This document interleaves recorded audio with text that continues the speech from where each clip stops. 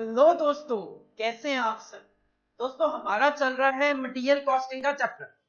और material costing के chapter में हमने सबसे पहले 5 स्टॉक लेवल डिस्कस किए। सबसे पहला था रीऑर्डर लेवल, देन आपने देखा minimum stock level, maximum stock level, average stock level and danger level. ये 5 तो हमने स्टॉक लेवल डिस्कस किए। उसके बाद लास्ट क्लास में हमने इकोनॉमिक ऑर्डर क्वांटिटी का कॉन्सेप्ट देखा। Economic order quantity 2AO upon में C whole formula in under root. उसके बाद आपने number of orders in a period calculate करना सीखा, जिसके लिए हमने फॉर्मूला यूज किया requirement of material in a period divided by economic order quantity, जिसको हम चाहे तो ऑर्डर साइज या ऑर्डर क्वांटिटी भी बोल सकते हैं। इसके अलावा थर्ड कैलकुलेशन आप देखी frequency of order, that is also known as time gap between two orders. Simple formula आपने यूज किया number of periods in a year divided by number of orders in a year. इसके बाद देखो आगे हमें कुछ और कैलकुलेशंस देखनी है। इसके लिए सबसे पहले मैं ये कहूंगा आप इकोनॉमिक ऑर्डर क्वांटिटी का जो मीनिंग था उस पे कॉन्सेंट्रेट करो। Economic order quantity indicates the quantity in an order, कि एक ऑर्डर जो प्लेस करोगे कितनी क्वांटिटी का ऑर्डर प्लेस करोगे, ताकि हमारी टोटल ऑर्डरिंग कॉस्ट और टोटल कैरिंग कॉस्ट का जो सम अप होता है वो कॉस्ट कम से कम आए। अभी तक जो हम क्वेश्चन कर रहे हैं ईओक्यू के, उसमें आप ओ ले रहे हो ऑर्डरिंग कॉस्ट पर ऑर्डर, सी ले रहे हो कैरिंग कॉस्ट पर यूनिट पर रन। लेकिन मुझे पर ऑर्डर से मतलब नहीं है, ना ही कैरिंग कॉस्ट पर यूनिट का मैं कह रहा हूं कि कम से कम होगी। हम तो कह रहे हैं कि सम ऑफ टोटल ऑर्डरिंग कॉस्ट और total carrying cost will be minimum. तो हमें यह भी पता होना चाहिए टोटल ऑर्डरिंग कॉस्ट और टोटल कैरिंग कॉस्ट किस तरीके से कैलकुलेट की जाती है, ताकि हम इस डेफिनेशन को आगे जाके प्रूव कर सकें। तो देखो टोटल ऑर्डरिंग कॉस्ट सिंपल सी अगर मैं बात करूं, एक बार फॉर्मूले को इग्नोर करते हुए, अगर मैं आपको कहूं कि एक ऑर्डर को प्लेस करने के लिए 500 रुपए की कॉस्ट आएगी, एक ऑर्डर को प्लेस करने के लिए 500 रुपए की कॉस्ट आएगी, और पूरे साल में आप 10 ऑर्डर प्लेस करोगे, तो सिंपल सी बात है 500 इंटू 10 5000 रुपए पूरे साल में कॉस्ट आएगी। तो टोटल एनुअल कि पूरे साल में ऑर्डरिंग कॉस्ट कितनी आएगी, उसका फॉर्मूला बना दिया गया ए अपॉन में ऑर्डर साइज। ऑर्डर साइज कह दो, इकोनॉमिक ऑर्डर क्वांटिटी कह दो, ऑर्डर क्वांटिटी कह दो, एक ही बात है। ए अपॉन में ऑर्डर साइज जैसे ही आप यूज कर रहे हो, ये आपका फॉर्मूला है नंबर ऑफ ऑर्डर्स का, और जैसे ही आप नंबर ऑफ ऑर्डर्स को मल्टीप्लाई करोगे ओ क्या था आपका ऑर्डरिंग कॉस्ट पर ऑर्डर, तो आपको आपकी टोटल ऑर्डरिंग कॉस्ट पता चल जाएगी। तो total ordering cost is equal to A upon में ऑर्डर साइज इंटू में ओ। एक हेडिंग डालो टोटल एनुअल ऑर्डरिंग कॉस्ट, और ये एक सिंपल सा फॉर्मूला सबसे पहले कॉपी करो।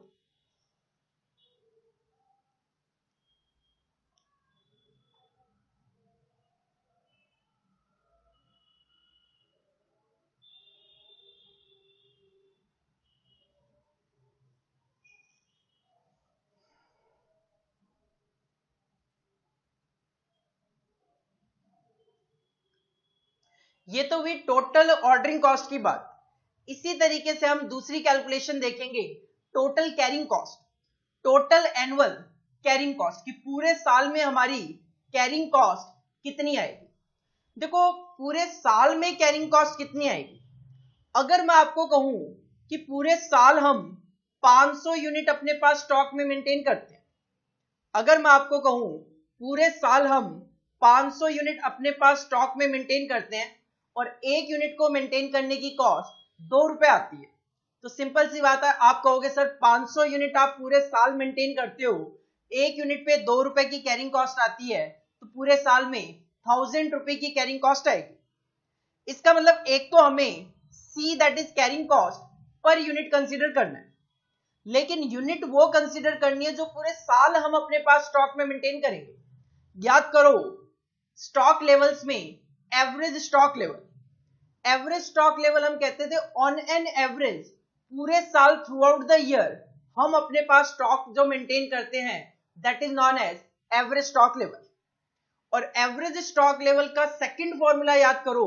1/2 multiply by economic order quantity plus में मिनिमम स्टॉक लेवल।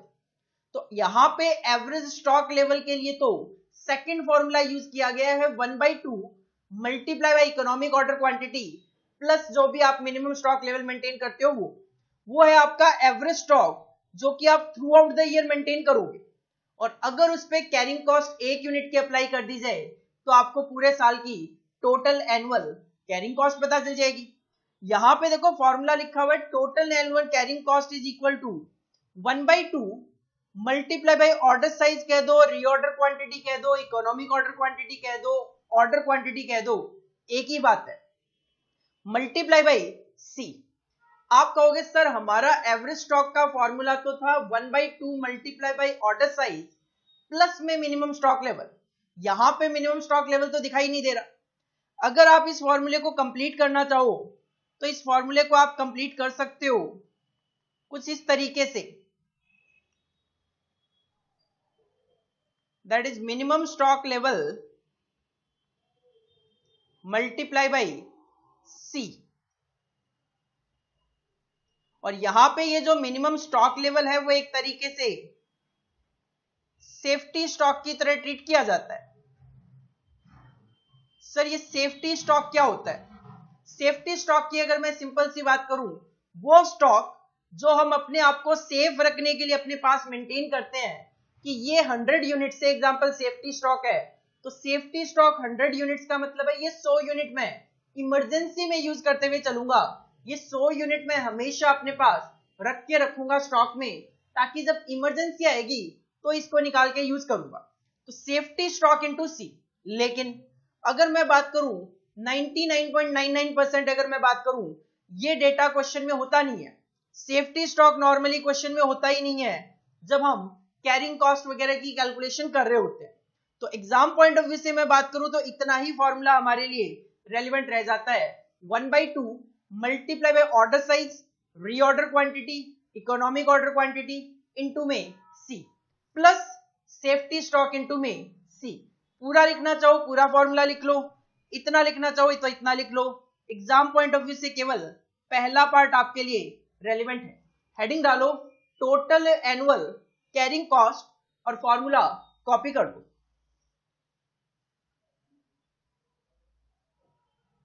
तो दो फॉर्मूले आपने देख लिए, total annual ordering cost A upon में ऑर्डर साइज इनटू में ओ, और total carrying cost is equal to 1/2 multiply by order size multiply by C. इसके बाद देखो कुछ स्टूडेंट के माइंड में ये जो इकोनॉमिक ऑर्डर क्वांटिटी का फॉर्मूला है 2AO अपॉन में C whole formula in under root, इसको लेकर कुछ बच्चों के माइंड में डेरिवेशन का आइडिया आता है कि सर ये डिराइव कैसे हुआ होगा फॉर्मूला। हालांकि एज सच हमारे एग्जाम पॉइंट ऑफ व्यू से कोई रेलेवेंसी नहीं है, बट फिर भी कुछ स्टूडेंट के डाउट्स आते हैं कि सर इस फॉर्मूले को किस तरीके से डिराइव किया जाता है। अब हम इसको इजीली डिराइव कर सकते हैं। कैसे? EOQ की डेफिनेशन पे कॉन्सेंट्रेट करो। Economic order quantity indicates quantity in an order eight which total annual ordering cost and total annual carrying cost will be equal। हम डेफिनेशन में कह रहे थे total annual ordering cost will be equal to total annual carrying cost, this is the definition of EOQ। तो अब हम यहां पे क्या करते हैं, total annual ordering cost is equal to total annual carrying cost. अभी हमने टोटल एनुअल ऑर्डरिंग कॉस्ट का फॉर्मूला देखा, ए अपॉन में ऑर्डर साइज कह दो, EOQ कह दो, एक ही बात है, इनटू में O is equal to total annual carrying cost का फॉर्मूला देखा 1/2 मल्टीप्लाई बाय EOQ इनटू में सी। अब देखो ए अपॉन में EOQ, ये जो ओ है ये इधर चला गया आपका, तो ये हो गया 1/2 था, तो नीचे जाके ये ओ क्या हो गया, मल्टीप्लाई हो गया, 1/2 मल्टीप्लाई बाय ओ इनटू में EOQ इनटू में सी।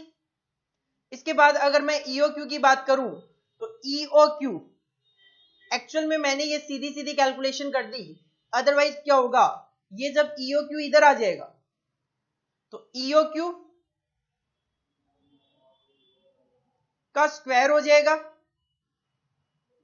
ए ये A है, ये 2, ये O, ये क्रॉस मल्टीप्लाई कर दो, EOQ को EOQ से मल्टीप्लाई किया, EOQ स्क्वायर हो गया इनटू में C। एक सेकेंड,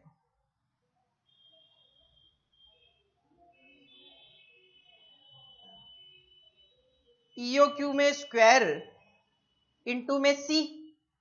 अब अगर मैं EOQ कैलकुलेट करना चाहूं तो EOQ का स्क्वायर इज इक्वल टू, इसको अगर सीक्वेंस में रखूं तो 2AO अपॉन में C, और अगर EOQ निकालना है तो स्क्वायर हटाने के लिए इसको रूट में ले आओ, तो ये हो गया 2AO अपॉन में C, formula in under root. तो जो EOQ की डेफिनेशन है कि EOQ के लेवल पे टोटल एनुअल ऑर्डरिंग कॉस्ट और total annual carrying cost equal होते हैं, तो अगर हम टोटल एनुअल ऑर्डरिंग कॉस्ट और टोटल एनुअल कैरिंग कॉस्ट को इक्वल रख के इसका फॉर्मूला अगर डिराइव करें तो फॉर्मूला निकल के आता है EOQ 2AO अपॉन में C whole formula in under root. This is the derivation of EOQ formula. अगर कोई कॉपी करना चाहो तो कर सकते हो, एग्जाम पॉइंट ऑफ व्यू से एज सच इसकी कोई रेलेवेंसी नहीं है।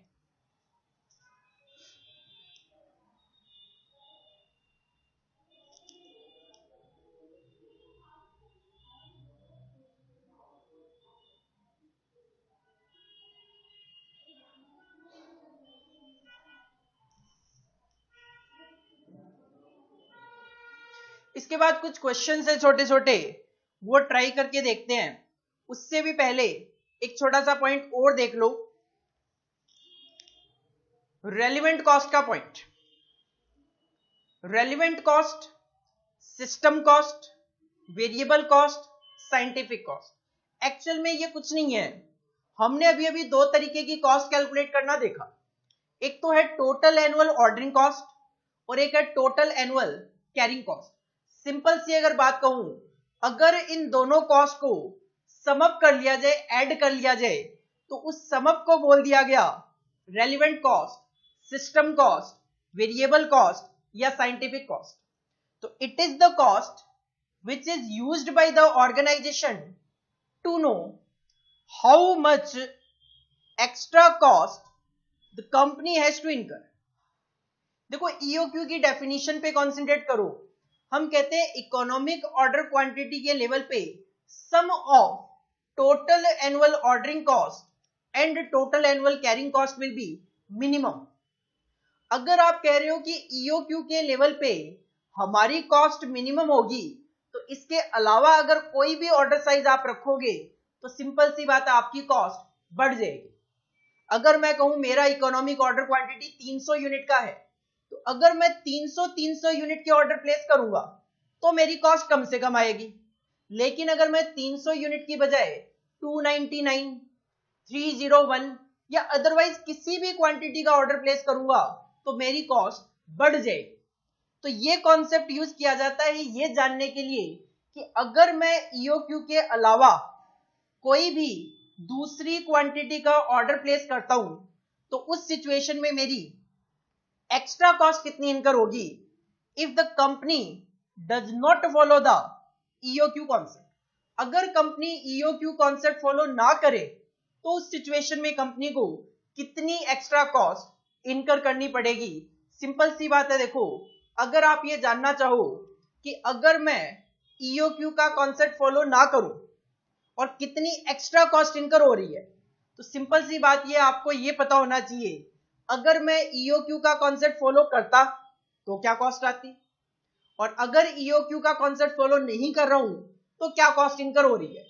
अगर मैं कहता हूं EOQ के कॉन्सेप्ट पे 5,000 रुपए की कॉस्ट आएगी, जबकि EOQ के अलावा किसी भी कॉन्सेप्ट को यूज करोगे तो 6,000 रुपए की कॉस्ट आएगी, तो आप कहोगे सर 1,000 रुपए मेरी एक्स्ट्रा कॉस्ट इनकर हो रही है।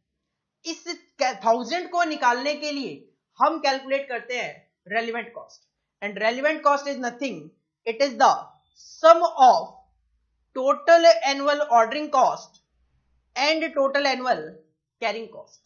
तो अब आप कह सकते हो economic order quantity indicates the quantity in an order at which relevant cost will be minimum, system cost will be minimum, variable cost will be minimum, scientific cost will be minimum. तो actual में relevant cost के लिए अलग से कोई फॉर्मूले याद नहीं करने अपने को, हमें केवल और केवल टोटल एनुअल ऑर्डरिंग कॉस्ट और टोटल एनुअल कैरिंग कॉस्ट को प्लस करना है. हाँ, इसको प्रेजेंट करने के लिए हम क्या कर लिया करते हैं, हम एक स्टेटमेंट शो कर दिया करते हैं, statement of relevant cost. 2 column में ये स्टेटमेंट बनाते हैं, पर्टिकुलर्स और अमाउंट. और सिंपल इसमें करना क्या है, टोटल एनुअल ऑर्डरिंग कॉस्ट में टोटल एनुअल कैरिंग कॉस्ट को ऐड करना है और जो टोटल आया उसको बोल दिया गया रेलिवेंट कॉस्ट. तो एक हेडिंग डालो, रेलिवेंट कॉस्ट ऑब्लिक में सिस्टम कॉस्ट, ऑब्लिक में वेरिएबल कॉस्ट, ऑब्लिक में साइंटिफिक कॉस्ट. सबसे पहले ये 2 पॉइंट कॉपी करो.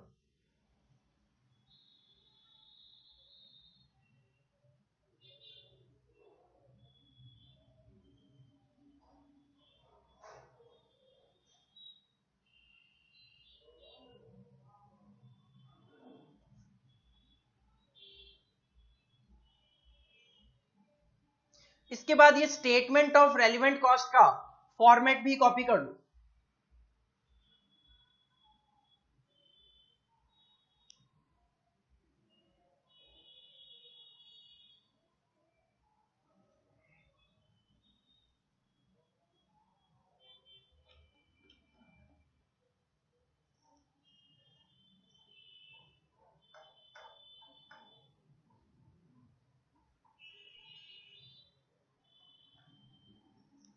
इसके बाद क्वेश्चन ट्राई करेंगे. क्वेश्चन नंबर 26 देखो अपने नोट्स में, क्वेश्चन नंबर 26 देखो. The annual carrying cost of material x is ₹3.6 per unit. 1 unit की कैरिंग कॉस्ट है ₹3.60 and its total carrying cost is 9,000 per annum. 1 unit पे कैरिंग कॉस्ट आती है 3.6 और पूरे साल में टोटल कैरिंग कॉस्ट आती है 9,000 रुपए. What would be the economic order quantity for material X? Question हमसे EOQ जानना चाहते हैं. If there is no safety stock of material X, जैसा कि मैंने पहले भी आपको कहा, सेफ्टी स्टॉक नॉर्मली क्वेश्चन में गिवन नहीं होता, तो हमें केवल और केवल 1/2 multiply by EOQ multiply by C he formula use करना पड़ता है. अगर वो फॉर्मूला यहां पे यूज किया जाए तो टोटल कैरिंग कॉस्ट पता है 9,000 is equal to 1/2 multiply by EOQ आपको कैलकुलेट करना है, मल्टीप्लाई बाई C गिवन है 3.6. तो इजीली हमारा वहां से आंसर आ जाएगा. हेडिंग डालो, answer number 26. Answer number 26 formula use करो, total annual carrying cost is equal to 1/2 multiply by EOQ multiply by C. As per question total annual carrying cost given है 9,000 rupees is equal to 1/2 multiply by EOQ calculate करना अपना target है, multiply by C given है 3.6. इसको solve करें तो EOQ आ जाएगा हमारा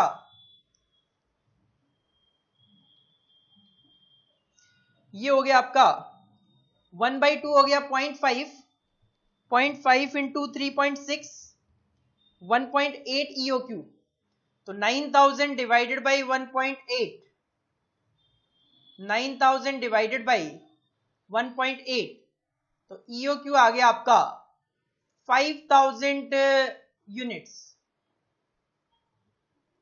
तो सिंपल आप टोटल एनुअल कैरिंग कॉस्ट के फॉर्मूले को यूज करके EOQ की यहां पे कैलकुलेशन कर सकते हो. This is your answer number 26. इसको आप कॉपी कर लो.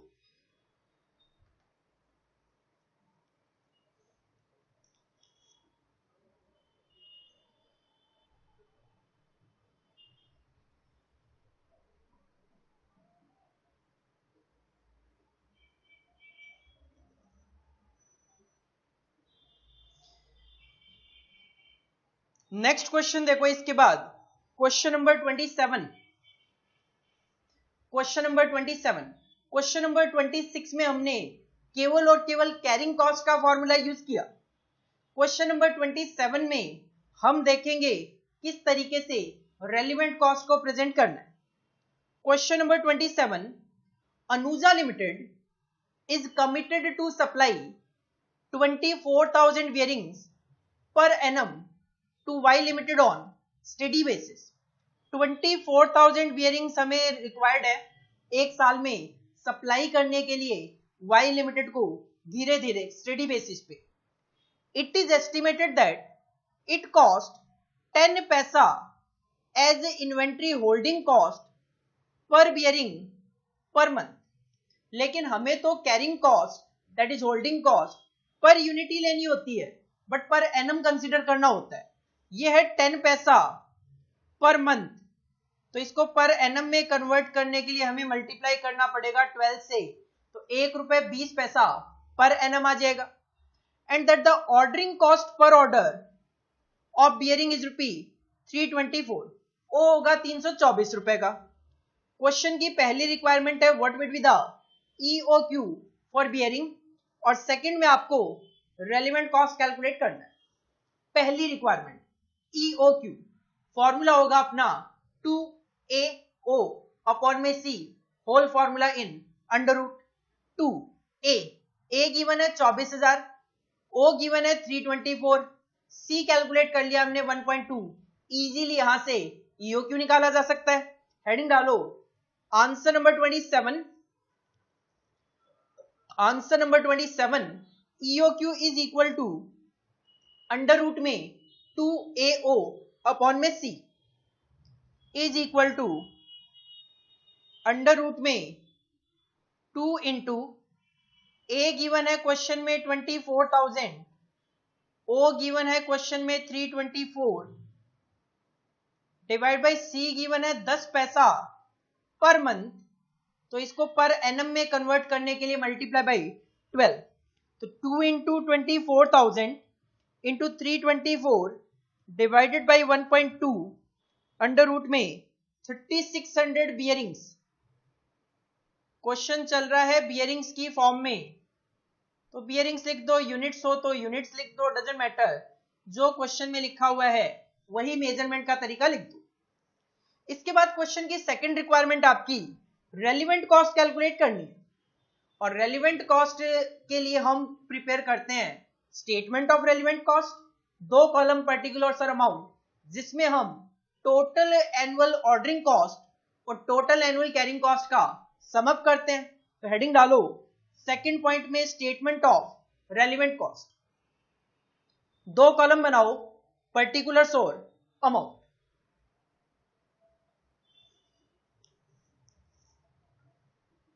जिसमें सबसे पहले we have to consider total annual ordering cost, जिसका फॉर्मूला होता है हमारा A अपॉन में ऑर्डर साइज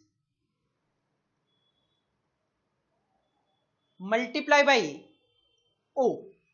A है क्वेश्चन के accordingly 24,000 divide by order size आपने कैलकुलेट किया 3600 यूनिट्स, O गिवन है क्वेश्चन में 324, तो 24,000 डिवाइडेड बाई 3600 इंटू में 324, ये आ जाएगा आपका 2160।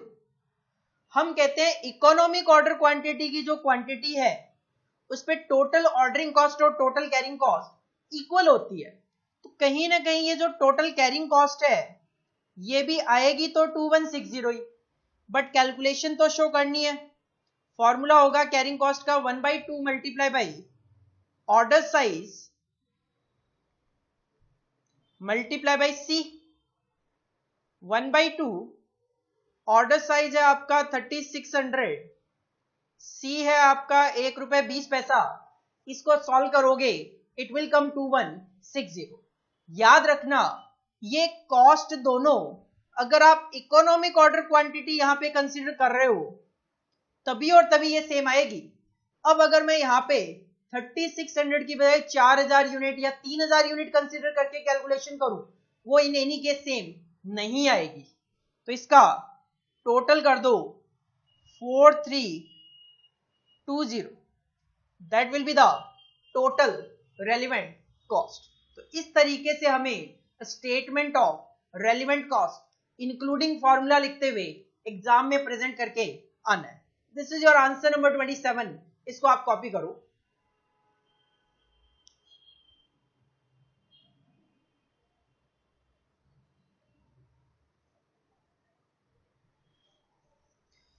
Next question, question number 28। Similar question ही है जो हमने 27 किया है। Using the following data obtain the EOQ. एक तो अपने को ईओक्यू कैलकुलेट करके देना है, and the total variable cost कह दो चाहे रेलिवेंट कॉस्ट कह दो, एक ही बात है, associated with the policy of ordering quantity of that size. और हम जो ईओक्यू है उसी क्वांटिटी का ऑर्डर साइज ऑर्डर प्लेस करेंगे, तो रेलिवेंट कॉस्ट भी कैलकुलेट करके बताओ। Purchase cost of annual demand 20,000 रुपए। पूरे साल में जो आपकी डिमांड है, कितनी डिमांड है मुझे नहीं पता, लेकिन पूरे साल की आपकी जो डिमांड है उसकी परचेज कॉस्ट है 20,000 रुपए। ऑर्डरिंग कॉस्ट है 150 पर ऑर्डर, ओ पता चल गया। Inventory carrying cost, inventory carrying cost आपने 24% लेना है ऑफ एवरेज इन्वेंट्री वैल्यू ₹1। 1 रुपए का 24%, 24 पैसा आपको कैरिंग कॉस्ट कंसीडर करना है। अब देखो, हम कहते थे कैरिंग कॉस्ट जब परसेंटेज में गिवन होता है तो हम क्या करते हैं, जो मटेरियल की कॉस्ट पर यूनिट होती है उस पे ये परसेंटेज अप्लाई करते हैं। तो ये 1 रुपया कुछ नहीं है, this is the material cost per unit. 1 unit की मटेरियल की कॉस्ट जो है वो 1 रुपए की है, तो उसका 24% आपकी कैरिंग कॉस्ट है 24 पैसा। अब क्वेश्चन ने कहा मेरी जो पूरे साल की डिमांड है उसकी परचेज कॉस्ट है 20,000 रुपए। अगर 20,000 रुपए आपकी परचेज कॉस्ट है और 1 यूनिट की कॉस्ट है 1 रुपए की, तो सिंपल सी बात है आपका ए जो है वो भी 20,000 यूनिट्स ही होगा। 1 रुपए आपकी कॉस्ट है 1 यूनिट की और 20,000 रुपए की अगर आपकी परचेज कॉस्ट है पूरे साल की, अगर 1 यूनिट की कॉस्ट 1 रुपए की, तो 20,000 रुपए की कॉस्ट कितनी यूनिट की होगी, 20,000 यूनिट की होगी। दैट विल बी आवर ए। और ये जो एवरेज इन्वेंट्री वर्ड है इसको लेकर बिल्कुल भी कंफ्यूज होने की जरूरत नहीं है। क्यों जरूरत नहीं है? देखो, अगर मैं कहूं कि मेरा एवरेज इन्वेंट्री जो है, मेरा एवरेज इन्वेंट्री जो है से एग्जांपल 500 यूनिट है, मेरा एवरेज इन्वेंट्री 500 यूनिट है, तो इस एवरेज इन्वेंट्री की कॉस्ट कितनी होगी, इस एवरेज इन्वेंट्री की वैल्यू कितनी होगी, 500 यूनिट, 1 यूनिट की कॉस्ट 1 रुपए, 500 रुपए आपकी कॉस्ट होगी।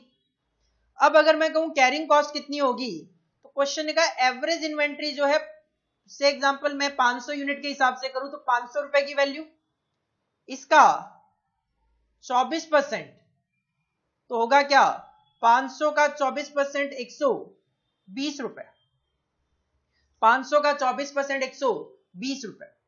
अब देखो, एवरेज इन्वेंट्री 500 यूनिट है तो 120 रुपए मेरी कैरिंग कॉस्ट आ रही है, लेकिन हमारे लिए तो सी का मतलब होता है कैरिंग कॉस्ट पर यूनिट, जबकि ये कैरिंग कॉस्ट तो है लेकिन पर यूनिट नहीं है, ये तो 500 यूनिट की कैरिंग कॉस्ट है।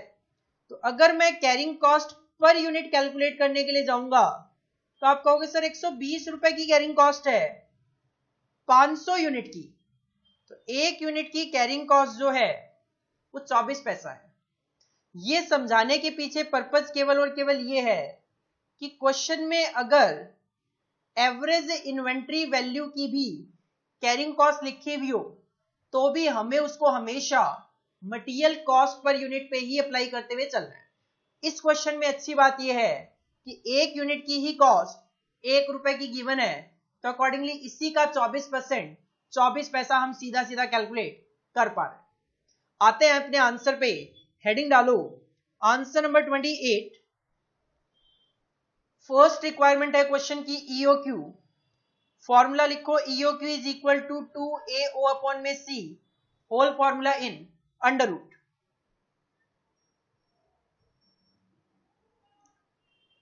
2 इंटू ए, एनुअल रिक्वायरमेंट होगी आपकी 20,000, एनुअल रिक्वायरमेंट होगी आपकी 20,000 यूनिट, इंटू ओ गिवन है क्वेश्चन में 150, डिवाइडेड बाई सी की बात करें तो 1 रुपए का 24%, 24 पैसा, तो 2 इंटू 20,000 इंटू 150 डिवाइडेड बाई 24 पैसा, अंडर रूट करें 5,000, तो इकोनॉमिक ऑर्डर क्वांटिटी आ गया अपना 5,000 यूनिट्स, 5,000 यूनिट्स अपना इकोनॉमिक ऑर्डर क्वांटिटी आ गया। अब क्वेश्चन चाहता था कि हम इस इकोनॉमिक ऑर्डर क्वांटिटी के ऑर्डर साइज को ध्यान में रखते हुए रेलिवेंट कॉस्ट भी कैलकुलेट करके दें, तो इसके लिए you have to prepare statement of relevant cost in 2 columns, particulars और अमाउंट, जिसमें हम सबसे पहले कंसीडर करते हैं टोटल एनुअल ऑर्डरिंग कॉस्ट, जिसका फॉर्मूला होता है आपका ए अपॉन में order size multiply by O. A annual requirement है 20,000, डिवाइड बाई ऑर्डर साइज आपने कैलकुलेट किया 5,000, और ओ क्वेश्चन में गिवन है 150, तो ये आ गया 600 रुपए। ये भी श्योर है कि ये भी 600 रुपए ही आएगा। Total carrying cost is equal to 1/2 multiply by order size multiply by C. 1/2 order size आपने कैलकुलेट किया 5,000, सी आपने कैलकुलेट किया 24 पैसा, आएगा तो ये 600 रुपए ही, क्योंकि इकोनॉमिक ऑर्डर क्वांटिटी जब आप यहां पे और यहां पे कंसीडर करोगे तो these two cost will be always equal. एक आध रुपए का अगर किसी क्वेश्चन में डिफरेंस आता है तो वो इस वजह से आ सकता है कि आपका इकोनॉमिक ऑर्डर क्वांटिटी जो है वो फ्रैक्शन में अगर है तो फ्रैक्शन की वजह से 1-2 रुपए का डिफरेंस देखने को मिल सकता है, जो कि इग्नोरेबल होगा, उस पर हमें कॉन्सेंट्रेट नहीं करना, इग्नोर करते हुए चलना। दैट विल बी 1200 हमारा टोटल रेलिवेंट कॉस्ट आ जाएगा। तो सेम ही क्वेश्चन था जो क्वेश्चन नंबर 27 आपने किया था, बस इसके अंदर purchase cost of annual demand given थी, बट 1 रुपए की कॉस्ट होने की वजह से उतनी ही नंबर ऑफ यूनिट्स भी होगी। साथ में एवरेज इन्वेंट्री का जो कॉन्सेप्ट है वो भी मैंने इसमें आपको समझा दिया। आंसर नंबर 28 को आप कॉपी कर दो।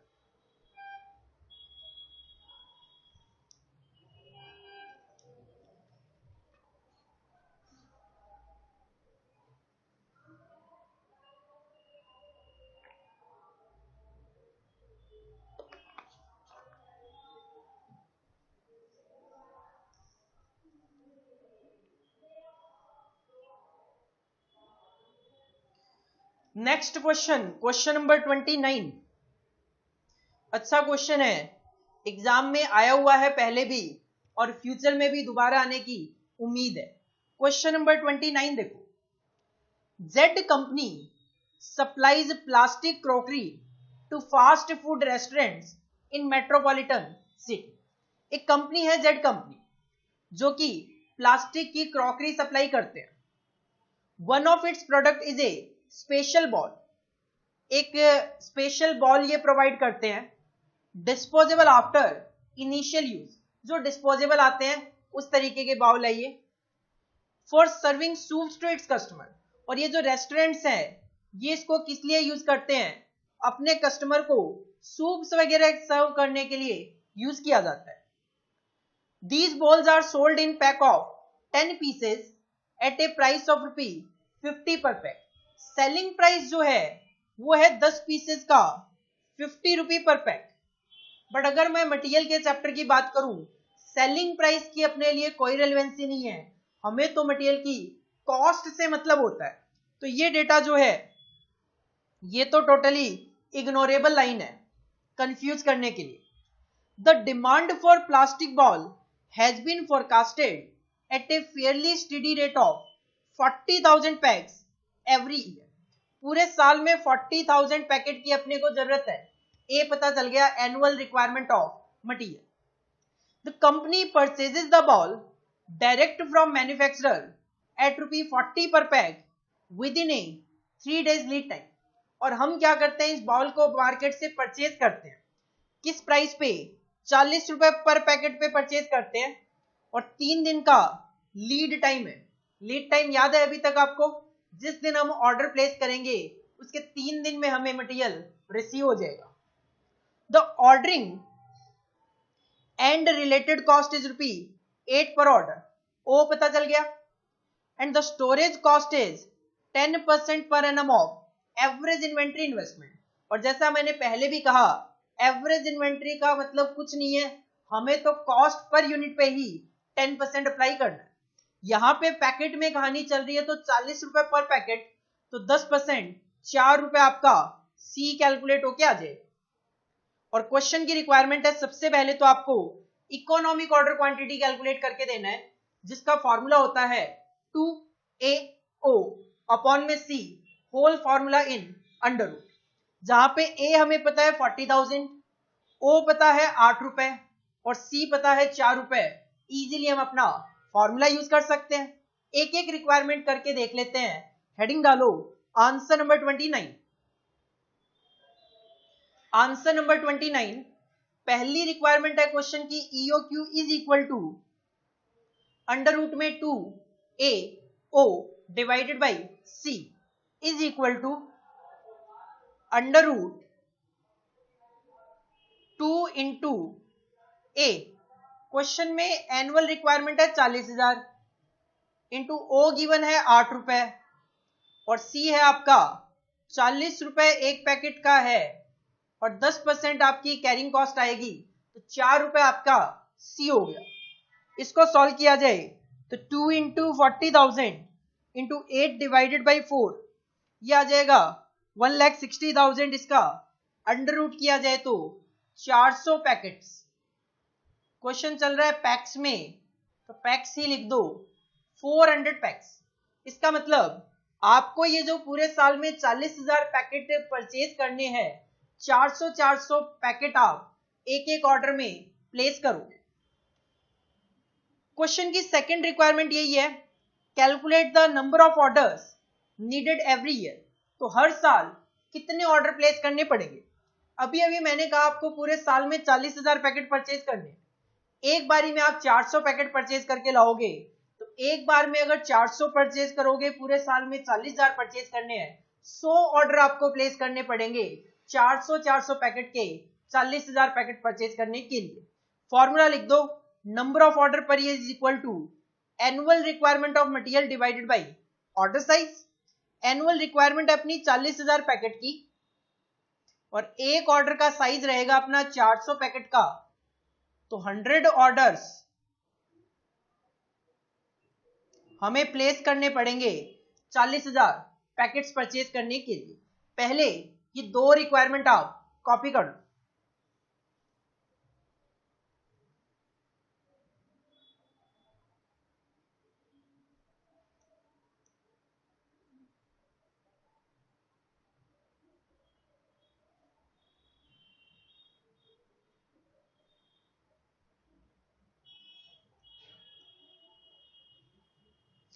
थर्ड रिक्वायरमेंट है क्वेश्चन की, calculate the total cost of ordering and storage. आपने टोटल कॉस्ट कैलकुलेट करनी है ऑर्डरिंग एंड स्टोरेज की फॉर द ईयर। अगर मैं दोनों को एक साथ ही कैलकुलेट करना चाह रहा हूं थर्ड पॉइंट में, तो सिंपल मैं ये भी बोल सकता हूं कि हमें रेलिवेंट कॉस्ट कैलकुलेट करके देनी। तो बना दो जरा स्टेटमेंट ऑफ रेलिवेंट कॉस्ट, दो कॉलम में पर्टिकुलर्स और अमाउंट। सबसे पहले आप कंसीडर करोगे total annual ordering cost. Formula होगा आपका ए अपॉन में order size multiply by O. A annual requirement है 40,000 की, डिवाइडेड बाई 400 का एक ऑर्डर साइज, तो ये तो नंबर ऑफ ऑर्डर आ गए 100, इंटू में ओ गिवन है क्वेश्चन में ₹8, तो 800 रुपए की कॉस्ट आएगी ऑर्डरिंग। तो सिंपल सी बात है, 800 रुपए ही आपकी कैरिंग कॉस्ट भी आने वाली है। फॉर्मूला लगा दो, total annual carrying cost is equal to 1/2 multiply by order size multiply by C, 1/2 multiply by order size है आपका 400 पैकेट का, और सी हमने कैलकुलेट किया हुआ है 4 रुपए, तो आएगा तो ये 800 रुपए। तो रेलिवेंट कॉस्ट आ गई टोटेलिटी में 1600 रुपए, 1600 रुपए। इसको भी, थर्ड पॉइंट को भी पहले कॉपी कर लो, उसके बाद फोर्थ पे मूव करते हैं।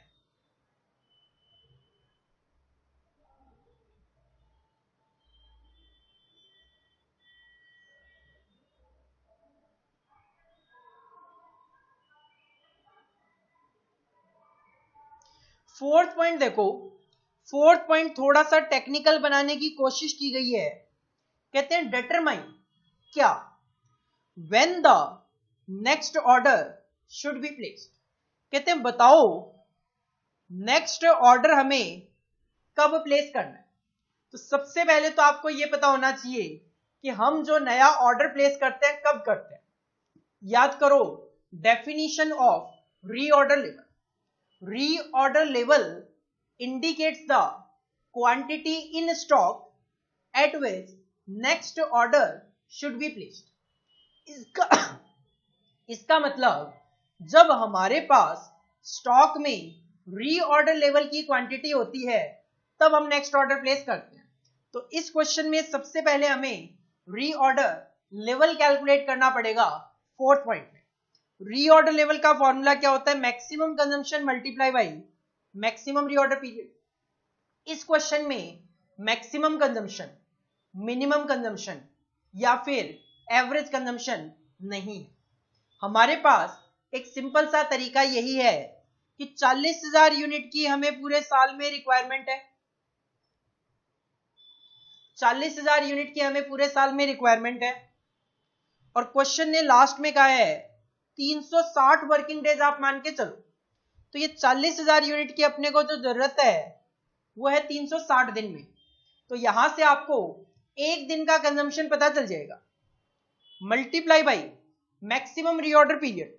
क्वेश्चन में रीऑर्डर पीरियड भी मिनिमम मैक्सिमम एवरेज नहीं है, एक ही लीड टाइम गिवन है 3 दिन का, तो हमें इसी को यहां पे यूज करना पड़ेगा 3। इसको मैं जब सॉल्व करता हूं तो ये कैलकुलेट होके आ रहा है 333 पैक्स, 333 पैक्स। इसका मतलब ये है जब हमारे पास स्टॉक में 333 पैक्स होंगे तब हम नेक्स्ट ऑर्डर प्लेस करेंगे। अब क्वेश्चन ने ब्रैकेट में कुछ बताया, कहते हैं अज्यूम करो that the company does not maintain A safety stock. Company के पास कोई सेफ्टी स्टॉक तो नहीं है, and that the present inventory level is 333 packs, और कंपनी के पास प्रेजेंट में जो इन्वेंट्री रखी हुई है वो है 333 पैकेट्स। हम कह रहे हैं कि हमारा रीऑर्डर लेवल है 333 पैक्स और कंपनी कहती है मेरे पास इस टाइम पे 333 पैक्स ही है। तो सिंपल सी बात है, आपको ऑर्डर जो है, ऑर्डर शुड बी प्लेस्ड कब, immediately.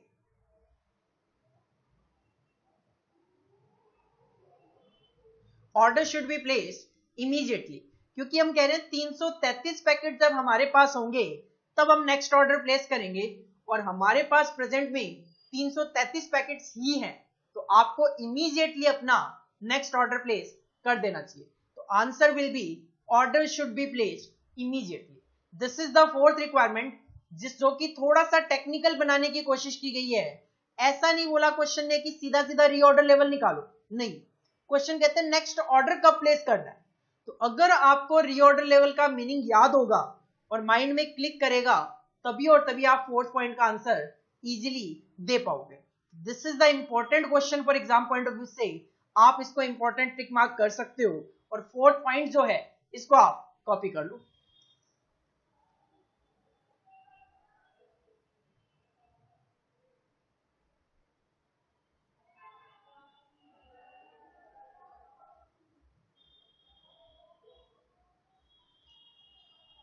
Next question, question number 30।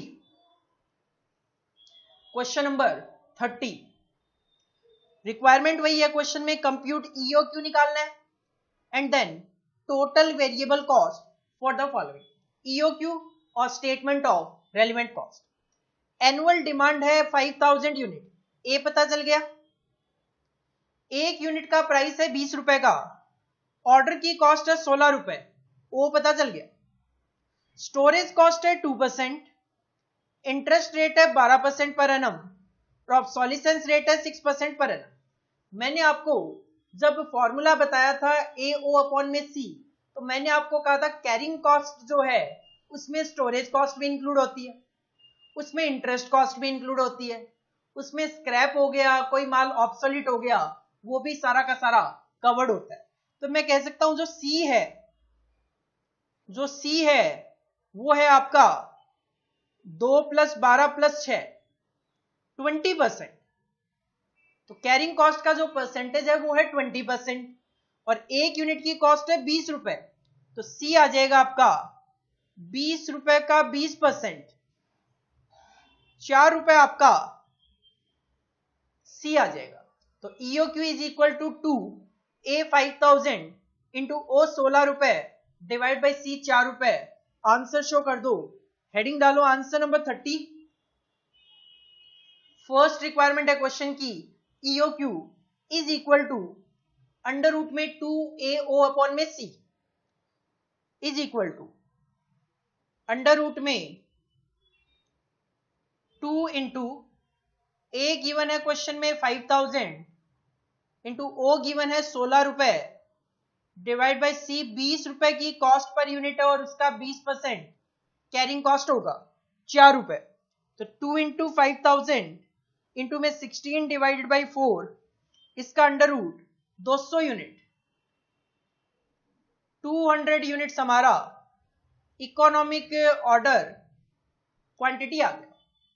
और क्वेश्चन ने टॉप्स में ही रिक्वायरमेंट को पूछा था टोटल वेरिएबल कॉस्ट भी कैलकुलेट करके दो, तो इसके लिए बना दो statement of relevant cost, 2 column में पर्टिकुलर्स और amount.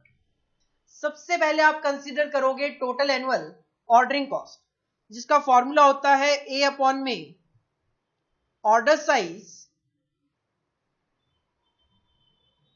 Multiply by O. A है 5000, ऑर्डर साइज कैलकुलेट कर लिया आपने 200, ओ है आपका 16 रुपए, तो 5000 डिवाइडेड बाई 200 इंटू 16, ये आ गया 400 रुपए, 400 रुपीज। इसमें हम ऐड करते हैं टोटल एनुअल कैरिंग कॉस्ट, आएगा तो ये भी 400 रुपए।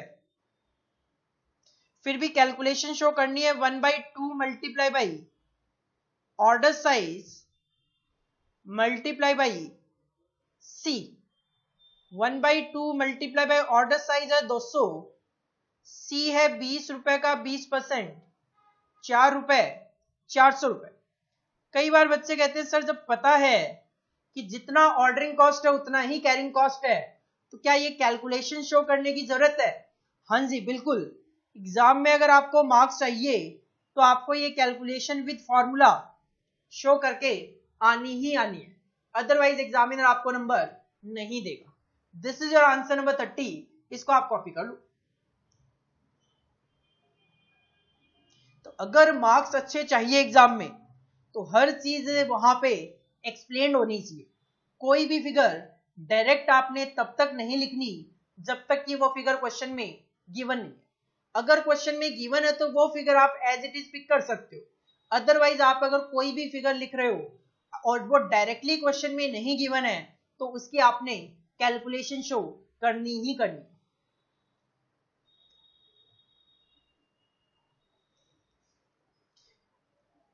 इसके बाद देखो, ये तो हमने कैलकुलेट किया रेलिवेंट कॉस्ट, लेकिन ये जो रेलिवेंट कॉस्ट का कॉन्सेप्ट है इसका मेन पर्पस केवल और केवल रेलिवेंट कॉस्ट कैलकुलेट करना नहीं। रेलिवेंट कॉस्ट कैलकुलेट करने के पीछे पर्पस ये है कि एक ऑर्गेनाइजेशन ये जानना चाहती है कि अगर मैं इकोनॉमिक ऑर्डर क्वांटिटी का ऑर्डर साइज जो कैलकुलेट होके आया, अगर उतनी क्वांटिटी का ऑर्डर प्लेस करूं तो क्या कॉस्ट आती है, और अगर बाई चांस मैं इकोनॉमिक ऑर्डर क्वांटिटी का जो साइज है उसका ऑर्डर प्लेस ना करके किसी दूसरी क्वांटिटी का ऑर्डर प्लेस करता हूं।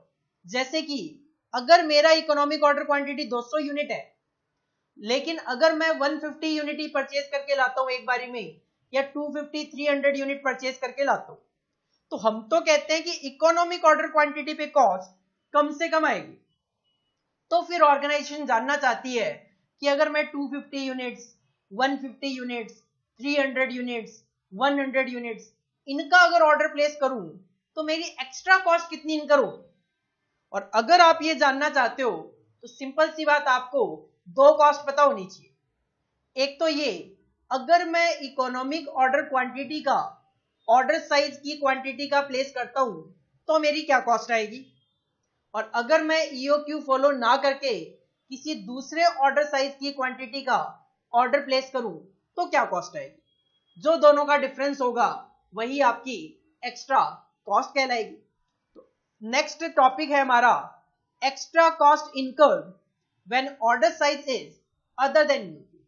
अगर मेरा ऑर्डर का जो साइज है वो ईओक्यू के इक्वल ना होके अदर देन ईओक्यू है, तो उस सिचुएशन में ये तो श्योर है कि हमारी एक्स्ट्रा कॉस्ट इनकर होगी।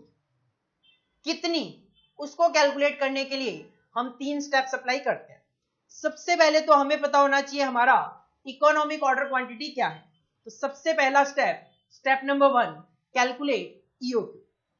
दूसरे स्टेप में हम बनाएंगे स्टेटमेंट ऑफ रेलिवेंट कॉस्ट ही बनाएंगे, लेकिन अब हम कर रहे हैं कंपैरिजन ईओक्यू और एक दूसरे ऑर्डर साइज में। तो अब स्टेटमेंट ऑफ कॉस्ट बनेगा कंपैरेटिव फॉर्मेट में। पर्टिकुलर्स तो होगा ही, लेकिन अमाउंट की जगह अब 2 कॉलम हो जाएंगे, एक ईओक्यू का कॉलम और एक अदर देन ईओक्यू का कॉलम। एट ईओक्यू और अदर देन ईओक्यू, और इन दोनों का डिफरेंस देख लो। एक्स्ट्रा कॉस्ट कितनी इनकर होगी, जिसको कई बार क्वेश्चन में लॉस बोल दिया जाता है, और अगर मैं देखूं तो कई बार क्वेश्चन में इसको सेविंग्स भी बोला जाता है। देखो, एक्स्ट्रा कॉस्ट, लॉस और सेविंग तीनों एक ही चीज है। अब माइंड में आ सकता है कि सर लॉस और सेविंग तो दोनों अपोजिट वर्ड है, तो दोनों सेम कैसे हो सकते हैं। देखो, सिचुएशन ये है कि अगर मैं, मान लो मेरा इकोनॉमिक ऑर्डर क्वांटिटी है 200 यूनिट का, मैं 200 यूनिट का ऑर्डर प्लेस कर रहा हूं, लेकिन किसी मजबूरी की वजह से मुझे अब ज्यादा या कम यूनिट का ऑर्डर प्लेस करना पड़ रहा है, तो मेरी कॉस्ट बढ़ जाएगी, मुझे लॉस होंगे। लेकिन अगर मान लो मेरा इकोनॉमिक ऑर्डर क्वांटिटी का साइज है 200, लेकिन मैं प्रेजेंट में 300 यूनिट का ऑर्डर प्लेस कर रहा था, मैं प्रेजेंट में 150 यूनिट का ऑर्डर प्लेस कर रहा था, लेकिन अब मैं अपनी जो प्रेजेंट स्ट्रेटेजी है 300 या 150 यूनिट, उससे इकोनॉमिक ऑर्डर क्वांटिटी पे मूव कर जाता हूं और 200 यूनिट का ऑर्डर प्लेस करना स्टार्ट कर देता हूं, तो मुझे उस सिचुएशन में पहले की बजाय कॉस्ट में सेविंग्स होना स्टार्ट हो जाएगी। तो वो क्वेश्चन टू क्वेश्चन लैंग्वेज पे डिपेंड करता है कि मेरी एक्स्ट्रा कॉस्ट कैलकुलेट होके आएगी कि सेविंग कैलकुलेट होके आएगी। हाँ, कैलकुलेशन का तरीका दोनों का सेम ही होगा। फॉर्मूला क्या है, cost at other than EOQ minus में कॉस्ट एट ईओक्यू। सिंपल सी बात है, यहां पे जो आपने ये कॉस्ट कैलकुलेट की है उसका जो डिफरेंस है, this is the extra cost, loss या फिर सेविंग, जो भी क्वेश्चन में वर्डिंग है उसी के अकॉर्डिंगली अपने को आंसर दे देना है। तो सिंपल करना क्या है, ईओक्यू निकालो, स्टेटमेंट ऑफ रेलेवेंट कॉस्ट बनाओ, 3 कॉलम में टोटलिटी में particulars, EOQ, other than EOQ, और ईओक्यू और अदर देन ईओक्यू में जो कॉस्ट का डिफरेंस आ रहा है, this is the extra cost. Heading डालो, extra cost incurred when order size is other than EOQ, और ये जो 3 स्टेप्स हैं इनको कॉपी कर लो।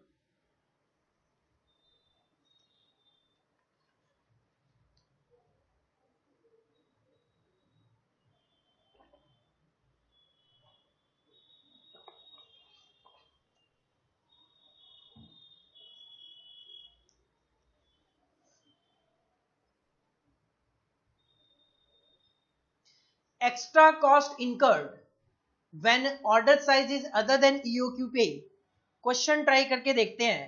क्वेश्चन नंबर 31 देखो, question number 31, Ankush limited produces a product which has a monthly demand of 4000 unit, लेकिन ये है प्रोडक्ट 4000 यूनिट एक प्रोडक्ट की मंथली डिमांड है. The product requires a component x.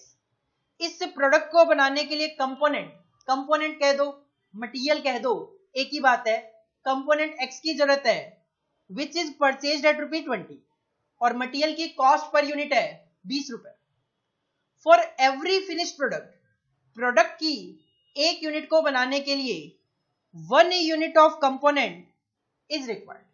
तो अगर 4000 यूनिट आपकी मंथली डिमांड है प्रोडक्ट की, तो पूरे साल की डिमांड हो गई 4000 इंटू 12, 48,000 यूनिट प्रोडक्ट की डिमांड हो गई. और इस क्वेश्चन में एक यूनिट को बनाने के लिए एक ही कंपोनेंट चाहिए, तो मटेरियल की रिक्वायरमेंट भी आपकी 48,000 ही होगी. द ऑर्डरिंग कॉस्ट इज ₹120 पर ऑर्डर, ओ पता चल गया. And the holding cost that is carrying cost is 10% पर annum. एक यूनिट की कॉस्ट है 20 रुपए और 10% आपका कैरिंग कॉस्ट है, तो 2 रुपए पर यूनिट आपका सी आ गया. क्वेश्चन की पहली रिक्वायरमेंट है EOQ 2 इंटू ए 48,000 इंटू ओ 120 रुपए डिवाइड बाई सी 2 रुपए. स्टेप वाइज कर लेते हैं. हेडिंग डालो answer number 31. First requirement of the question is EOQ is equal to under root में 2AO अपॉन में C is equal to 2 into A. 4000 monthly demand है multiply by 12, ये 48,000 product की डिमांड है, लेकिन एक यूनिट प्रोडक्ट की बनाने के लिए मटेरियल भी एक ही चाहिए, तो 48,000 ये आपके पूरे साल की रिक्वायरमेंट है, that is your A. Into में ओ गिवन है क्वेश्चन में 120 रुपए, 120 रुपए डिवाइडेड बाई C. एक यूनिट की कॉस्ट है 20 रुपए और 10% इज द कैरिंग कॉस्ट, तो 20 का 10% 2 रुपए आपका कैरिंग कॉस्ट हो गया. तो 2 into 4000 into 12 into 1 into 120 divided by 2 और इसका अंडर रूट किया जाए, दैट विल कम 2400 यूनिट्स. इस 2400 यूनिट का मतलब क्या है? इस 2400 यूनिट का मतलब ये है आपको पूरे साल में 48,000 यूनिट की जो जरूरत है, आपको पूरे साल में जो 48,000 यूनिट की जरूरत है, अगर आप उसको 2400 यूनिट के ऑर्डर प्लेस करके परचेज करोगे, तो आपकी रेलिवेंट कॉस्ट कम से कम होगी. रेलिवेंट कॉस्ट आपकी कम से कम होगी. सेकंड क्वेश्चन में, सेकंड पॉइंट में हुआ क्या? अब मैं तो चाहता था कि 48,000 यूनिट जो पूरे साल में परचेज करनी है, वो 2400 यूनिट के ऑर्डर प्लेस करके परचेज कर दूं, लेकिन मार्केट जो है वो कहता है if the minimum lot size to be supplied is 4000 unit. मैंने मार्केट में सर्च किया कि एक ऐसा सप्लायर मिल जाए जो मुझसे 2400 यूनिट के ऑर्डर लेकर 2400 यूनिट की सप्लाई करता रहे, लेकिन मार्केट कहता है मिनिमम लॉट साइज 4000 यूनिट का ही है. मतलब कोई मार्केट में ऐसा सप्लायर ही नहीं है जो 2400 यूनिट सप्लाई करता हो. सारे सप्लायर 4,000 यूनिट के लॉट सप्लाई करते हैं. 4000 ले लो, 8000 ले लो, 12,000 ले लो, इस तरीके से. तो फिर ये तो श्योर है एक्स्ट्रा कॉस्ट इनकर होगी. तो क्वेश्चन जानना चाहता है what is the extra cost the company has to incur. तो इस सिचुएशन में हमें पता होना चाहिए कि अगर मैं 2400 यूनिट के ऑर्डर प्लेस करता तो क्या कॉस्ट आती, लेकिन और मजबूरी में 4,000 यूनिट के ऑर्डर प्लेस करूंगा तो क्या कॉस्ट आएगी. जो दोनों का डिफरेंस होगा that will be the extra cost. Apply करो, बनाओ जरा स्टेटमेंट ऑफ रेलिवेंट कॉस्ट. इस बार 3 कॉलम में एक पर्टिकुलर्स, एक EOQ जो कि ऑर्डर साइज रहेगा अपना 2400 यूनिट का, और एक अदर देन EOQ जो कि क्वेश्चन में गिवन है जिसका ऑर्डर साइज है 4,000 यूनिट का. सबसे पहले हम अप्लाई करते हैं टोटल एनुअल ऑर्डरिंग कॉस्ट, जिसका फॉर्मूला होता है ए अपॉन में ऑर्डर साइज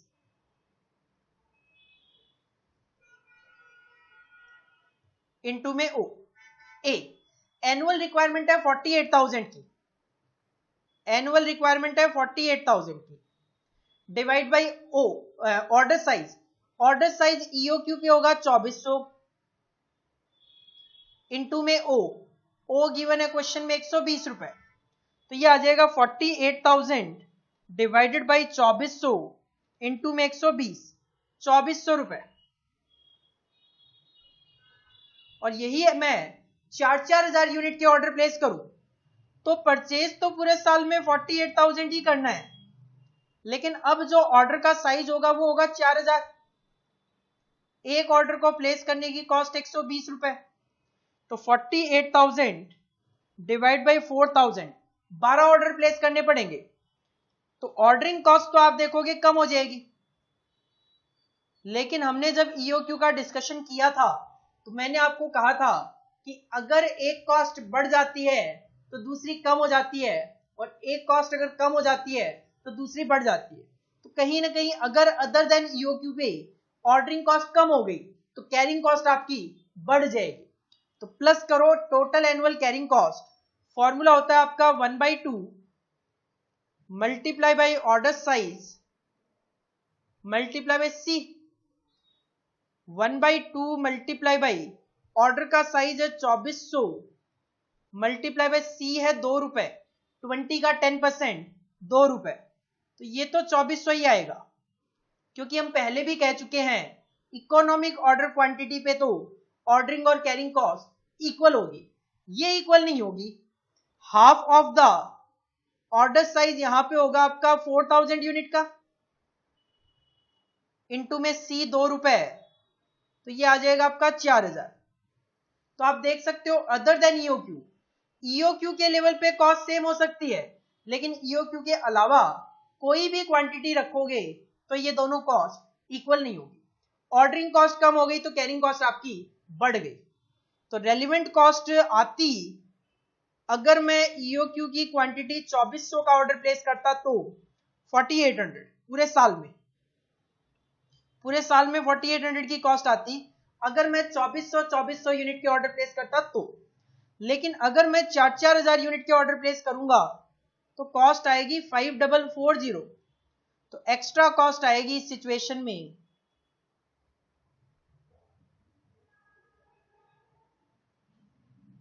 640 रुपए।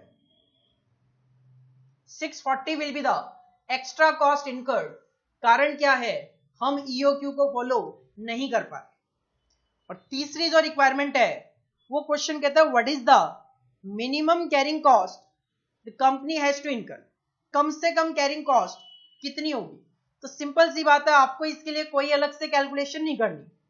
आपको क्या करना है, आपको ये जो कैरिंग कॉस्ट आपने कैलकुलेट की है एक जगह 2400 और एक जगह 4,000, तो मिनिमम जो कैरिंग कॉस्ट है that will B 2400।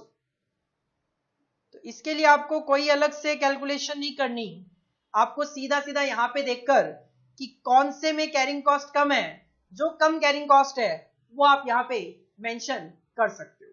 This is your answer number 31, इसको आप कॉपी कर लो।